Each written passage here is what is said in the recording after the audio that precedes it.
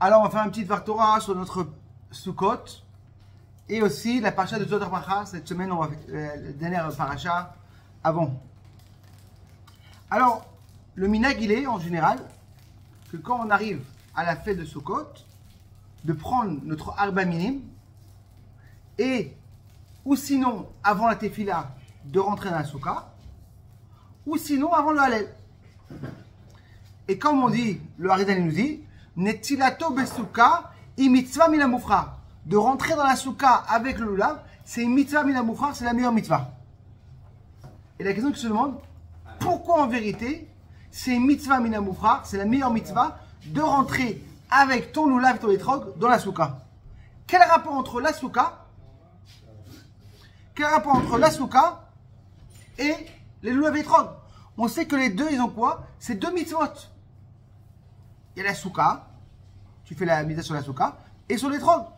C'est comme, imagine-toi qu'il y aurait une mitzvah, qu'au milieu de la Seouda, de Pourri, il faut envoyer Mishloach Manot. Mais quel rapport? C'est qu'en vérité, on peut expliquer, en explication simple, c'est qu'en vérité, la mitzvah de Sukkot, c'est qu'il faut faire Kishvu Ken Tadoro. Tu dois être dans la souka comme si tu habitais là-bas. Et comme tu habites là-bas, c'est pour ça que tu rentres là-bas faire la mitzvah. Mais la Torah te dit en vérité, le Harizal te dit, mitzvah, mais là, mon frère, une meilleure mitzvah. C'est pas une meilleure mitzvah, ok. C'est quoi ce langage que c'est une meilleure mitzvah de faire dans la souka, ton lulav et ton etrog? Et là, en vérité, on sait que toutes les fêtes de Tishrei, c'est pour arriver à Simchat Torah. On a commencé à Rosh Hashanah, et qu'est-ce qu'il dit Rosh Hashanah? Rosh Hashanah nous dit, Atem nitzavim ayom kulchem lifnei Hashem. Vous êtes tous devant Hashem, Roshechem, Shiftechem, du plus grand au plus petit, vous êtes tous devant Hashem pour Rosh Hashanah. Et après ça, on est passé quoi? À Yom Kippour. Qu'est-ce qu'on dit Yom Kippour? Yom Kippour, on voit tous les bénis Israël viennent à la choule. Pourquoi? Si tu crois en Hashem, t'étais où toute l'année? Si tu ne crois pas, qu'est-ce que tu Yom Kippour? C'est que chacun a une essence de ses neshama, et dès que ça arrive Yom Kippour, se dévoile. Il n'arrive pas à rester à la maison.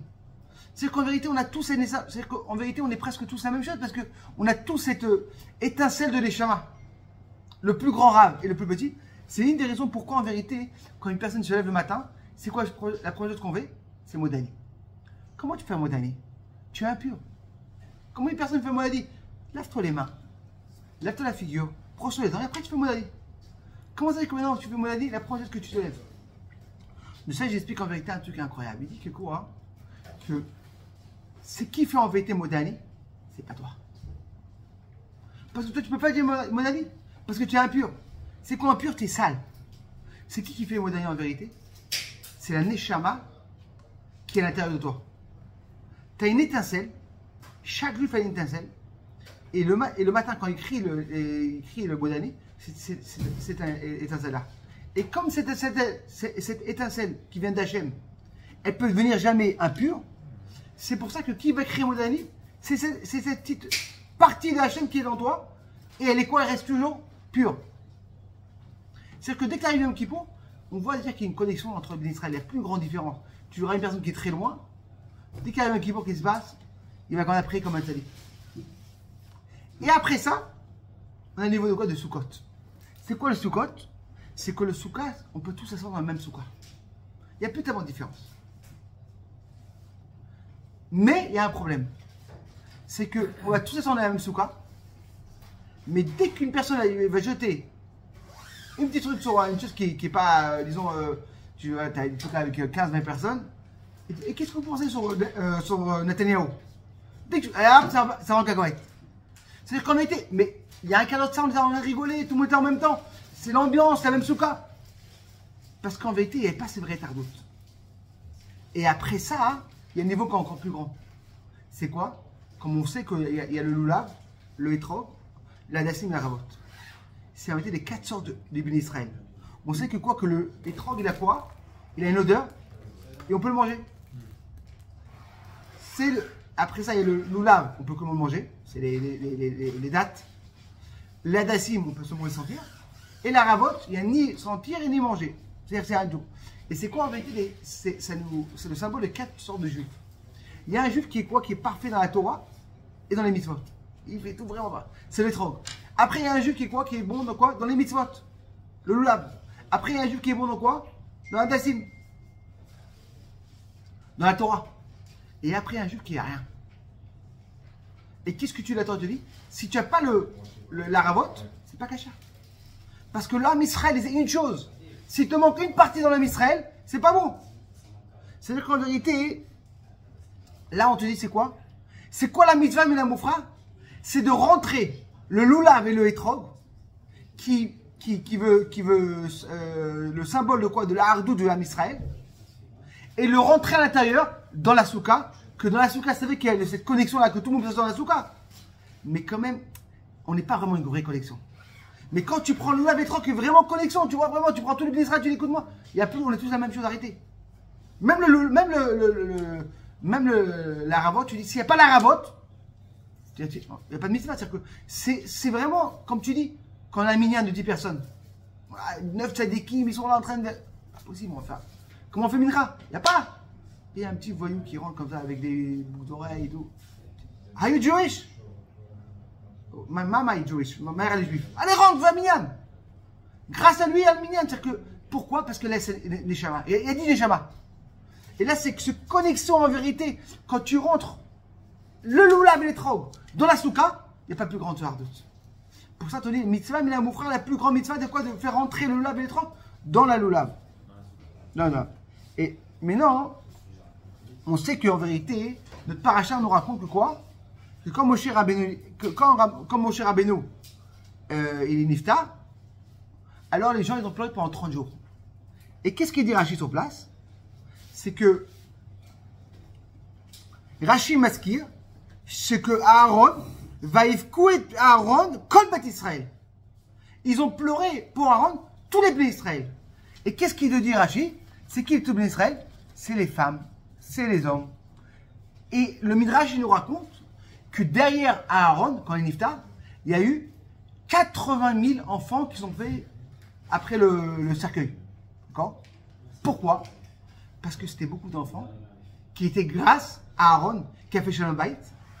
La femme et l'homme ils sont revenus et grâce à lui des enfants. D'accord?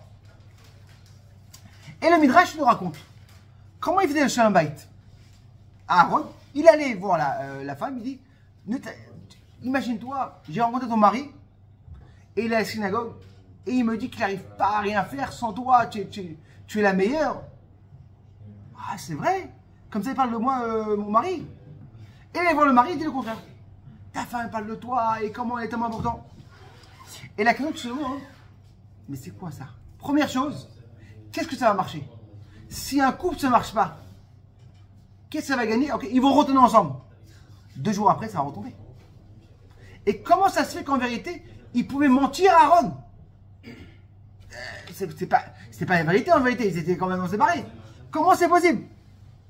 C'est qu'en général, les gens, ils vont pas se disputer pour des carottes et des concombres. C'est des vraies discussions en vrai. C'est quoi pour l'éducation? Est-ce que c'est plus important comme ça? Alors, qu'est-ce que ça va aider? Et là, en vérité, on va comprendre le pirouche qu'il dit en vérité. C'est quoi en vérité une personne importante dans sa vie? C'est le respect. Que je suis important. Une personne ne va pas disputer parce que pour une tomate ou un concombre. Est-ce que je suis important à la maison ou je ne suis pas important? Et qu'est-ce qu'il faisait en vérité Aaron? Il faisait le message, il réussit à remonter l'importance de chacun à l'autre. Tu ne sais pas combien il te prend important ton mari. Combien il pense à toi. Et dès qu'une personne, il a en vérité une importance, c'est fini. Toutes les portes sont ouvertes. Dès qu'il y a le kavod, que chacun donne le kavod à l'autre, tu es la plus importante dans ma vie. Et le contraire, c'est le plus grand bas du corps de Shalom Bayit. C'est ça qu'en vérité il faisait Aaron. Il réussit à réveiller cette importance qu'il y avait dans chaque personne. On raconte une histoire, une fois sur le rabbi, une fois il y a une personne qui a dû écrire sur le journal, c'est quoi la chassidoute? Et il a travaillé très dur.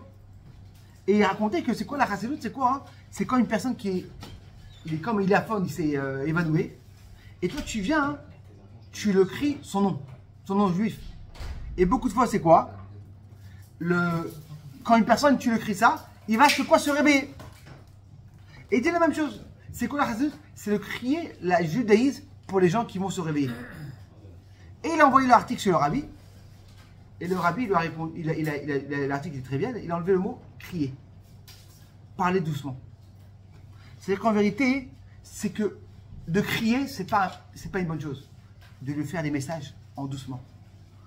C'est-à-dire qu'en vérité, de venir et de savoir comment passer le message. On raconte une très belle histoire sur le Rav Moshe Dikchen. Lui, c'est un shliach Chabad à Beersheba. Et une des travails à lui qu'il a, c'est qu'il est dans... Il est rabbin dans la... Il est à la prison. Aumônier. Et un jour, comme ça, il arrive à la prison. Et il y a un nouveau prisonnier qui rentre là.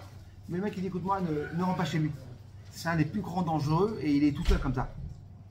Le rab n'a pas peur, aussi il est très grand, il fait 1m80. Il dit, mais je vais rentrer chez lui. Il rentre chez lui et il lui donne un tellement bon chibouk et il le reçoit bien et tout. Et il lui dit, est-ce que tu veux des tefilines? Ils ont tellement bien discuté en rigolade et tout, il dit, sans problème. Et là, il lève la main et qu'est-ce qui se passe? Il voit en vérité qu'il a un tatouage, mais un truc pas du tout que ça noie, mais complètement incroyable. Et le rab, c'est pas quoi faire. Est-ce que je lui mets les tefilines ou je lui mets pas les tefilines? C'est un tatouage vraiment qui fait peur. Hein. Il dit, écoute-moi, Hachem, c'est vrai que c'est un truc qui n'est pas très sanois, mais au moins de lui mettre les tefilines, c'est plus important. Maximum, j'aurai mon guinom sur cette chose-là. Il lui met les tefilines, et 2 semaines après, il revient. Et il revient à la personne, ils commencent à discuter, et ils vont, pourquoi? Pour le remettre. Et il lève, tout d'un coup, il voit que toute sa main est tout gratté. Et là, il lui dit en vérité, j'ai vu Rav, là, il y a 2 semaines, comment ça t'a beaucoup dérangé. J'ai vu ta figure comme au début, je sais pas. Et quand même, tu m'as mis. J'ai décidé d'enlever ce tatouage, j'ai gratté dans moi-même. C'est-à-dire qu'en vérité, comment une personne, il fait avec la bonté, avec quelque chose. Et c'est ça qu'en vérité, on nous dit. Prends ton lolav et ton étrog. Mila Moufra, la même chose, c'est de rentrer dans la soukha. Cette ardoute-là qu'il y a dans l'Israël. Que c'est toutes les sortes de l'âme Israël, mais on est tous importants. Et où le plus grand niveau on arrive? C'est à Simchat Torah. Quand tu vas arriver à Simchat Torah, et qu'est-ce que la Torah te dit?